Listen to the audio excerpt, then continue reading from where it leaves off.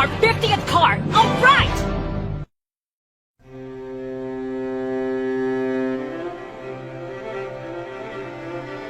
Ano kaya ang binabalak gawin ng grupo ni Nagenthru habang nakikipagpalitan sila ng cards sa grupo ni Chusgia? Tapusin na natin na mabilis ang palitang ito.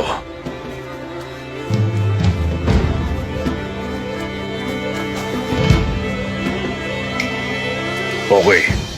Tapos na ang trade. Hindi pa tayo tapos. Hindi ako kontento sa palitang ito. Hindi naging patas ang palitan natin. Okay ka rin ano? Tsaka ka magre-reklamo kung kailan tapos na yung palitan? 3 bara ang binigay namin sa'yo. Masyado ka naman yatang gahaman. Konting lamig lang muna. Mali ang inaakala nyo. Ang ibig kong sabihin, hindi ito patas para sa inyo. Masyadong pabor sa amin ang palitang ito. Ayoko ng pakiramdam na halos parang nilimusan nyo lang ako. Hindi ako tatahimik ng ganito. Kahit na dahil dito, maklear pa namin ang game. Ganito na lang para maging patas ang lahat. Mamili kayo kanan o kaliwa. Ibibigay ko sa inyo ang alinmang mapili ninyo. Ang isa dito walang halaga. Pero yung isa dito, ang Breath of Archangel. Ayos.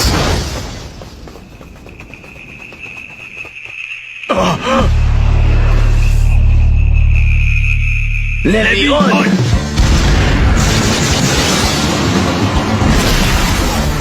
Naloko na! Return on! Dumasadora! Habulin natin sila. Sandali lang! Tingnan niyo muna ang mga cards ninyo. Nawala yung isa sa mga number 80 cards na minomonopolize namin. Ganon din yung number 65. Eyo, anong nawala sa inyo? Nawala yung number 42 at number 53. Yung sa akin, number 29 at number 24. Nadali nila ako. Nawala yung dalawa ng number 85 na tayo lang ang meron. Mga state pocket cards lang lahat ang kinuha nila. At nakuha rin nila yung dalawa sa card types na solo lang ng grupo namin. Walang iya. Sigurado gumamit sila ng risky dice. Hindi nila kami kakonsaba! May mga ginamit sila para palitan ang mga mukha namin! Boss, kailangan natin silang habulin. Hindi na. Hoy, si Gentro ba ang bomber? Hindi namin alam! Pero may ginawa siyang parang ganito sa kasamahan namin. Tapos sumabog na lang yung ulo niya ng bigla. Isang abilidad na sadyang hinubog para makakitil. Pwede natin masabi na mula doon na sanay siya sa pakikipaglaban. Kaya pagpapatiwakal na sigurin sila ng hindi handa. Alam namin pero ninakawan nila tayo ng 5 uri ng stay pocket cards. Ang hirap lang pakawalan. Baka nga dahil doon, nakumpleto na nila ang stay pocket cards sa binder nila. List on. Number 2. Sa ngayon, safe pa tayo. Hindi pa nila nahanap ang number 2 strip of coast at wala pa nakakakuha nito. Kaya naman ang magiging priority natin ngayon, hanapin ang number 2 card bago pa nila tayo maunahan. At nasa atin pa rin ang exchange ticket para sa Breath of Archangel. May pag-asa pa tayong talunin sila. Tama, hanapin na muna natin yung card na yun. Accompany on! Sa Soflabi!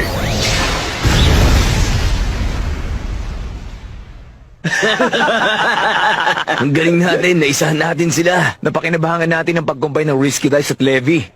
Bale may 93 stay pocket card types na tayo. Hindi, may ginamit na tayong isa para baguhin ang mga mukha nila. Kaya 92 na lang. Ang importante, nakuha natin ang mga stay pocket cards na minomonopolize nila. Basta may ibang gumamit ng game sa dalawa pang uri na meron tayo, magiging card na rin yun. Ang number 2 ang pinakamalaking balakid sa tagumpay natin ngayon. Madali na lang yon. Alam na nating nasa Suflabi yun. Okay, hanapin na natin yung number 72, number 21 at number 9 sa ganung pagkakasunod-sunod. Tapos, pumunta tayo sa Soflabi para hanapin yung number 2.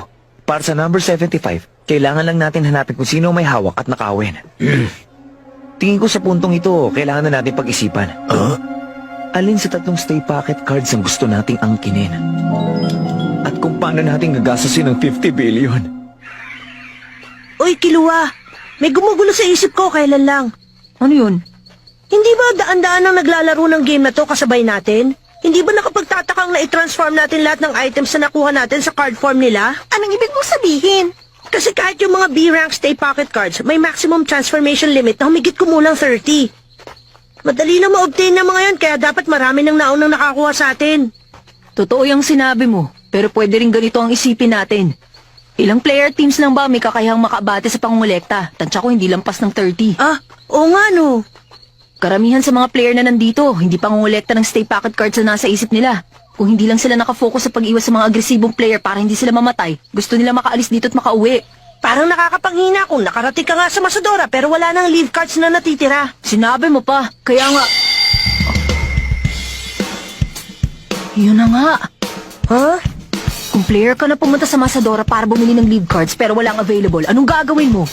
Teka, kung ako yon, mag-iipon ako ng pera hanggang sa may leave card na maging available uli. Okay, tapos sabihin natin habang naghihintay ka, may makuha kang super rare na spell card. Anong gagawin mo? Ibibenta ko tapos bibili uli ng spell card packs hanggang sa may makuha akong leave card. Talaga? Kapag ako nakakuha nun, itatago ko yun. Kasi, paano kung ibenta ko nga yun? Pero lahat naman ng cards na makuha ko pagkatapos nun, walang kwenta. Pero kung itatago ko yun, mas may pag-asa pa ako makakuha ng leave card dahil pwede ko yung... Kitam?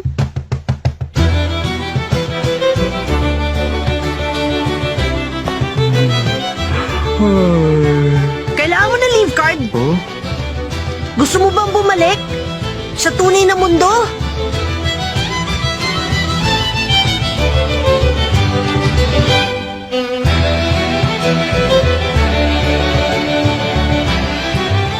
Nakakuha tayo ng 4 na stay pocket cards kapalit ng 3 leave card.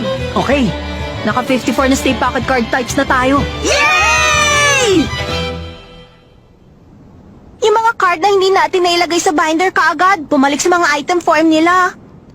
Ang problema ngayon, naubusan na tayo ng mga free pocket. Kailangan natin i-organize ang binder natin. 135 ang total free pockets ng binders nating 3.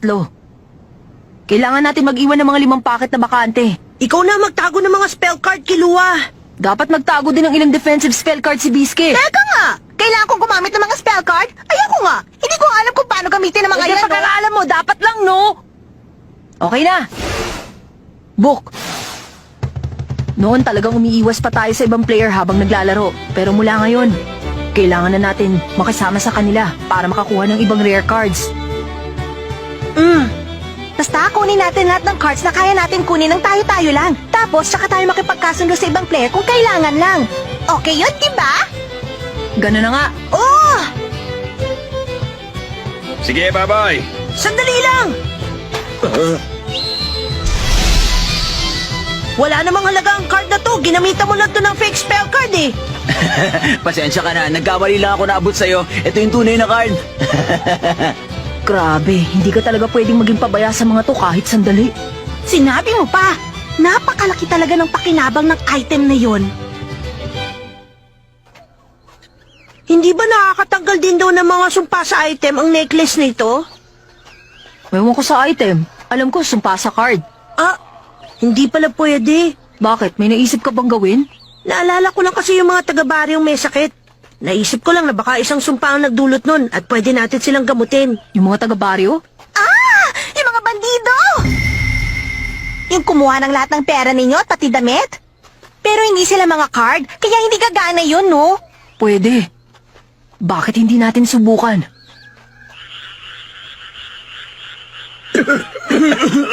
Pwede niyo po bang ipagkatiwala sa amin ang mga buhay ninyo? Ibinigay niyo sa amin ang lahat-lahat nung nangailangan kami, kahit wala nang natira sa inyo. May tiwala kami sa inyo.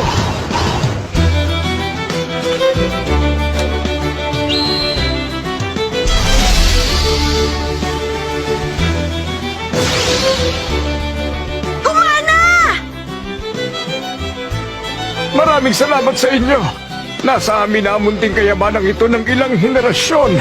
Inihahandog namin sa inyo bilang pasasalamat. Ang ganda! Ang Alexandrite of Strangelock! Sa atin na!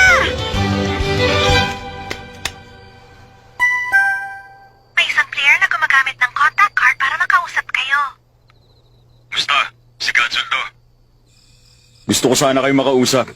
Pwede ba tayo magkita ng harapan? Ano ba gusto mo pag-usapan? May isang grupo kasi malapit na maka-clear ng game. Grupo sila ng 3 lalaki. Gendro ang pangalan ng leader nila. Gentro! Sa inyong lahat dito, salamat sa pagpunta at salamat sa tiwala. Tulad ng nabanggit ko nung contact, malapit na makumpleto ng grupo ni Genthro ang game. Kakacheck ko lang sa ranking. At sa ngayon may hawak na silang 96 na uri ng Stay Pocket Cards. Kailangan natin makaisip ng paraan para pigilan sila. Pwede magtanong, Ano yun? paano chinecheck yung ranking? Ganito. Yun lang, hindi nyo pa alam gawin? Kapag sinagot mo lahat ng tanong nila, aabutin tayo ng madaling araw dito. Dumiretso na tayo sa importanteng usapan. Huwag kang ganyan, Asta. Nandito tayong lahat para magpalitan ng impormasyon. Malay mo naman, may impormasyon sila na hindi mo pa alam, Asta. Pakinggan natin sila. Imposibleng mangyari yun. Kung mga trading shop lang, hindi pa sila marunong gumamit, obvious na mga baguhan sila, mga walang alam.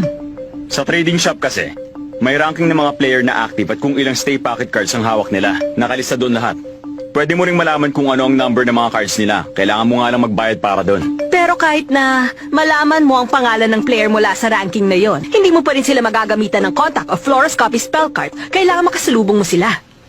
Hindi nyo ba feel na mas tumalino na kayo ngayon, mga bata? Kaya yun, ganun namin nalaman kung sino-sino ang mga player at magkakagrupo. At kung ilang Stay Pocket Cards na ang nasa kanila. At ang kulang na lang ng grupo ni Genthru, number 0, 2, 9, at ang number 75. Number 75? May solid na impormasyong lumalabas lang ang card number 0 sa isang game event pagkatapos mo makompleto ang 99 Stay Pocket Cards, kaya lumalabas 3 na lang ang kulang nila. Ang gusto ko sana mangyari, magtulungan tayo sa paghanap ng kahit isa man lang sa 3 card na yon at immonopolize ito nang sa ganon mapigilan sila makompleto ang game. Baka naman may iba pang paraan. Halimbawa, baka pwede natin silang lunurin sa mga attack spell. Nakakuha na sila ng Paladin's Necklace kaya baliwala yun kung gamitin nila yon. Level lang ang spell na gagana sa kanila. Pero hindi pa rin sigurado yon dahil pwede mo-block ang levy depende sa mga kondisyon. Practical ding, ipagpalagay natin na hindi takot sina Genthru na ipakita sa ranking ang cards nila. Dahil sa prison, lahat ng pages ang binder nila protektado ng spell na to. Posible nga yun. Marami ring nakuhang spell card si Genthru. Mula dun sa grupong gustong mag-recruit sa atin noon. Hindi malayong ganun nga ang ginawa nila. Pwede rin naman natin kunin ang sapilitan ng mga card nila. Handa ka bang pamuluan yun kung sakasakali? Hindi pa nga natin alam kung ano-ano ba mga abilities nila. Pag monopolize ng card na wala sila ang pinaka-practical na gawin ngayon. Kung wala sa inyong tutol sa planong yon, pag-usapan na natin kung paano gagawin. Kailangan natin ang kooperasyon ng bawat isang grupo dito para magtagumpay tayo. Wala akong reklamo sa plano, pero sa mga miyembro natin, meron. Ano pa bang problema, Asta? Sinunod ko naman yung gusto mong kondisyon, hindi ba? Dapat lampas sa 50 ang bilan ng mga uri ng Stay Pocket Cards. Lahat ng 6 na grupong nandito, pasok dun. Oo, maaari. Pero sinabi ko rin na dapat mga player lang na may maitutulong ang isasali natin. Hindi ko lang talaga makita kung paano makakatulong sa layunin natin ang grupo ng 3 player na bukod sa mga bata, mga baguhan pa. Ikaw ang pinakawalang naitutulong sa ugali mong yan. Aba, matalas din palang tapos ng dila mo ah. Sige, sabihin mo nga bata, kung anong mapapala namin sa'yo, Alam ha? namin ang mga kapangyarihan ni na Genthru. At yung isa sa mga cards na wala pa sila, meron kami. Ano, may angal ka pa? Hindi, wala na. O siya, sige, sabihin nyo na sa amin ang kapangyarihan nila. Eh ikaw, ha? Ano naman ang mapapala naming lahat sa grupo ninyo? Sabihin mo nga. Nakapag-ipon na kami ng 71 types ng Stay Pocket Cards. Mas marami naman ang di-hamak sa hawak ninyo. Mawawala na ba ang sumpong mo kung bibigyan kita ng A-rank card kapalit ng impormasyon nyo? Patas na palitan yon. Diyan ka nagkakamali. Dahil yung inaalok mong A-rank, padali lang kami makakakuha nun.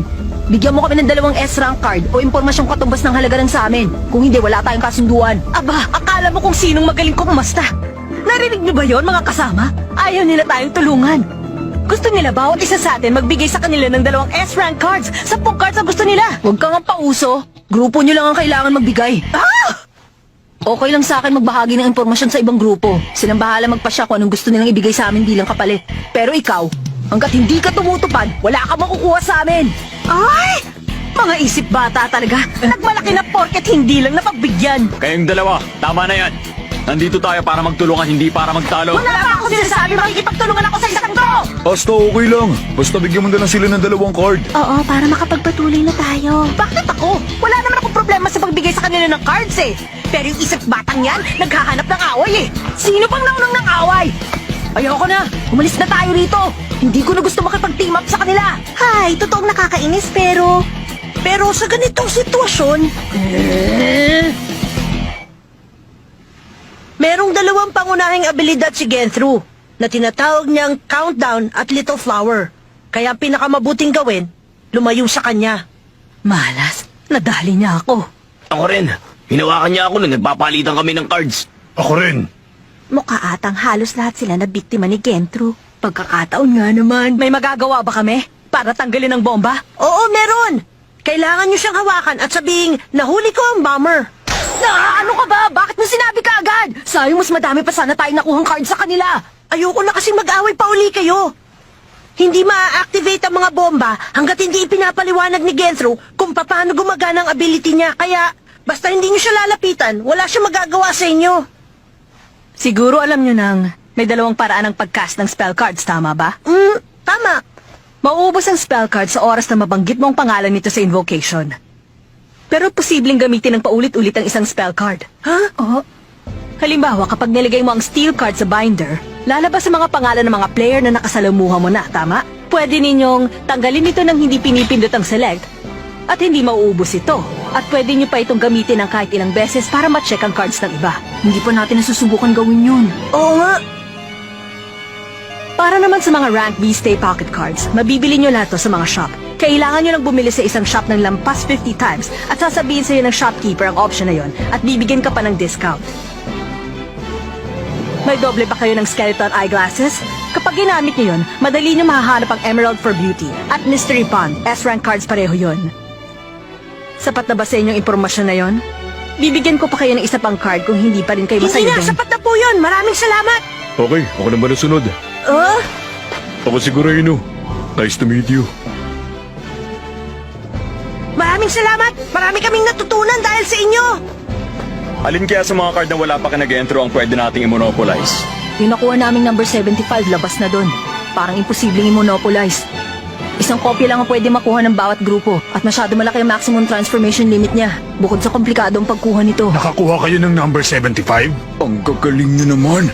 List on! Number 75! Sa ngayon, 5 ibang grupo din ang may number 75. Tama siya, hindi nga pwede to. Eh yung natitirang dalawa, List on! Number 9! List on! Number 2! Hindi rin pwede ang number 9. May 3 ibang grupong meron. Yung number 2 na card, yung tinatawag nilang Strip of Coast. Wala pang nagmamay-ari! Guidepost on, number 2. Alam ko na kung nasaan. Sa soft lobby. Nanggaling na ako doon, Nona. May company card na ako. Okay, tara na! Accompany on! Sa Soplabi!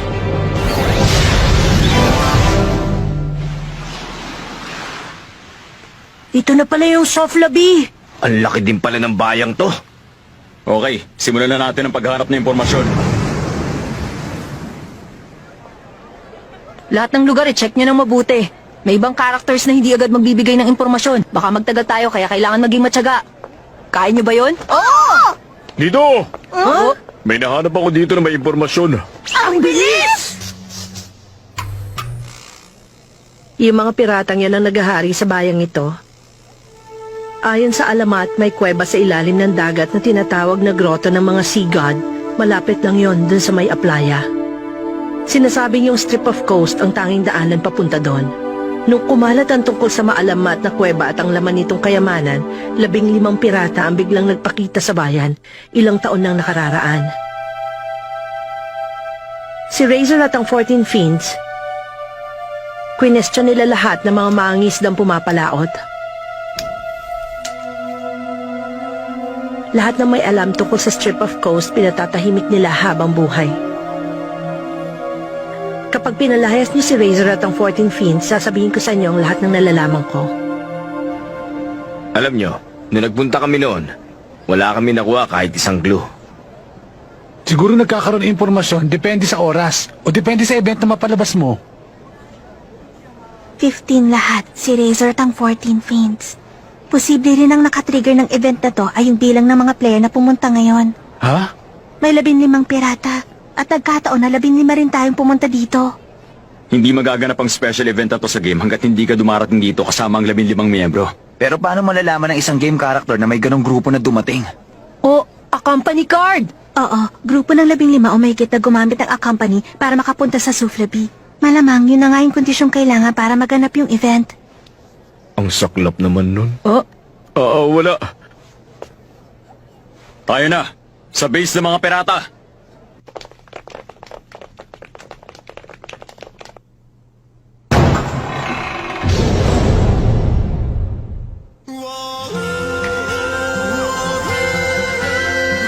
Ngayong nagkaharap na si Gon at ang mga mabagsik na pirata na sumakot sa Soflabi, magawa kaya ng grupo nila makuha ang Strip of Coast?